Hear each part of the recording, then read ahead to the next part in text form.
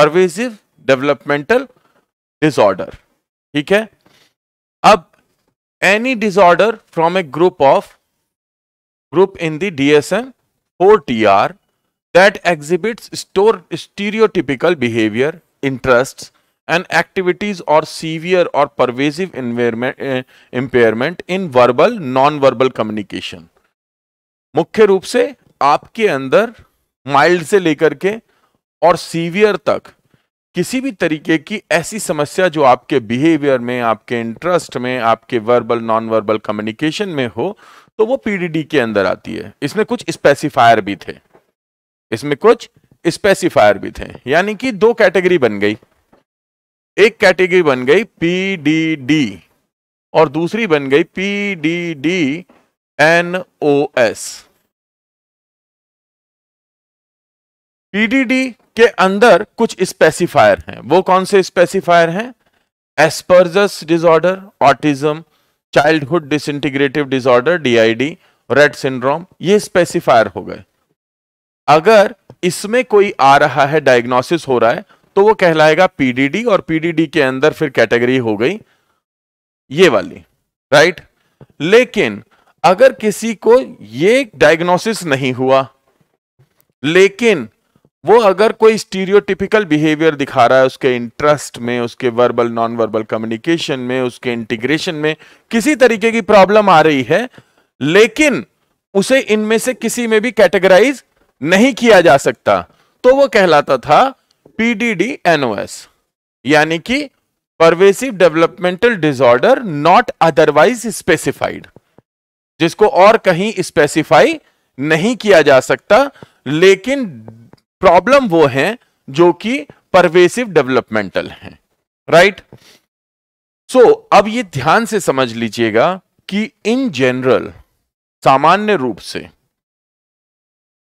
वो स्टूडेंट जो learning disability के होते हैं, उनको हम स्कूल के अंदर जिस कैटेगरी में अनडायग्नोस्ड रखा करते हैं, भारत और भारत के बाहर भी हम उनको देखते हैं पीडीडी एनओएस के रूप में, कि इन्हें अदरवाइज स्पेसिफाइड नहीं किया जा सकता, लेकिन ये सब परवेसिव डेवलपमेंटल डिसऑर्डर हैं। तो इस परवेसिव डेवलपमेंटल डिसऑर्डर में हमें क्या करना होता है?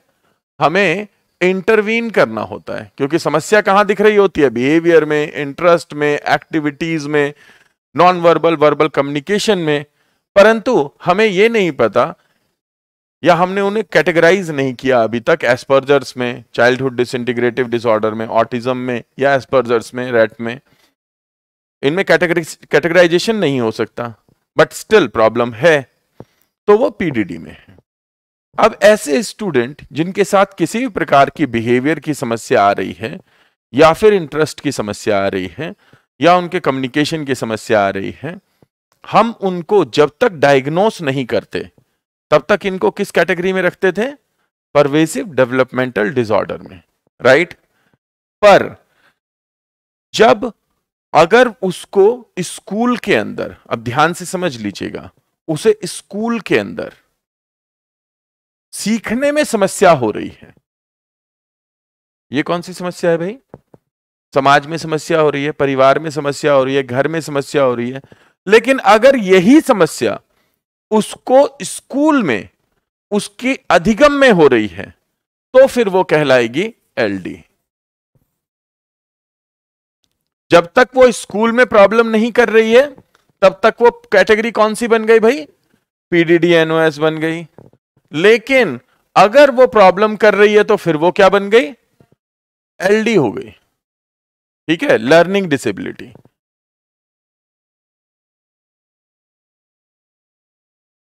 इसमें चारों आ जाएंगे जो स्पेसिफाइड हैं, और इसमें इन चारों स्पेसिफाइड के अलावा सब आ जाएंगे जो भी स्पेसिफाइड नहीं किया जा सकता, अभी तक किया नहीं जा सकता, तो वो यहां पे आ जाएगा। तो पीडीडी जो है वो किसी के लिए भी हो गई, और जब वो स्कूल में आएगा तब उसके लिए एक टर्मिनोलॉजी हो गई एलडी, इसे लर्निंग डिसेबिलिटी है, ठीक है। लर्निंग डिफिकल्टी से लेकर के लर्निंग डिसेबिलिटी तक आप उसे कैटेगराइज कर सकते हो, ठीक। चलिए So, are frequently visible from young age, and DSM, these conditions have been grouped together under ASD in DSM-5. अब जो PDD है वो बन जाती है ASD. आज की डेट में ICD-11 या फिर DSM-5 में ये किस रूप से आ रही है? ASD के रूप में, ऑटिज्म स्पेक्ट्रम डिसऑर्डर के रूप में. इतना क्लियर है?